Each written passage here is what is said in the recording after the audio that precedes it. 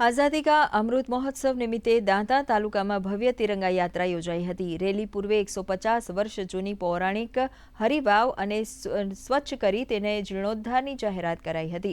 પ્રાંત અધિકારી અને વહીવટીતંત્રની ઉપસ્થિતિમાં હરિવાવથી દાંતા સુધી 6 કિલોમીટર લાંબી યાત્રા યોજાઈ હતી। આ યાત્રામાં મોટી સંખ્યામાં અધિકારીઓ, કર્મચારીઓ અને વિદ્યાર્થીઓ જોડાયા હતા। મધ્યપ્રદેશથી સાયકલ પર ભારત ભ્રમણ માટે નીકળેલા પ્રવાસી પણ આમાં સહભાગી થયા હતા। દાંતા અંબાજી માર્ગ પર આવેલી ઐતિહાસિક વાવોના રિનોવેશનની જાહેરાતથી સ્થાનિકોમાં આનંદની લાગણી ફેલાઈ છે। ताबा वाली वाव, चारी वाव, यानी कि टोटल 5 वाव का लोकेशन है। आज हमने शुरुआत हमारा तिरंगा रैली का हरी वाव से आजादी चौक तक हमने नक्की किया है।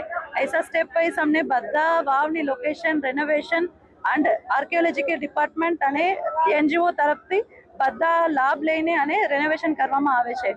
80वां जो अपना स्वतंत्रता दिवस बन रहा है उसकी सेलिब्रेशन के लिए पूरा भारत की यात्रा कर रहा हूँ। 12 ज्योतिर्लिंग 4 धाम की यात्रा पे निकला हूँ और एक हैप्पी इंडिपेंडेंस डे सेलिब्रेट कर रहा हूँ पूरा भारत देश में घूम घूम के।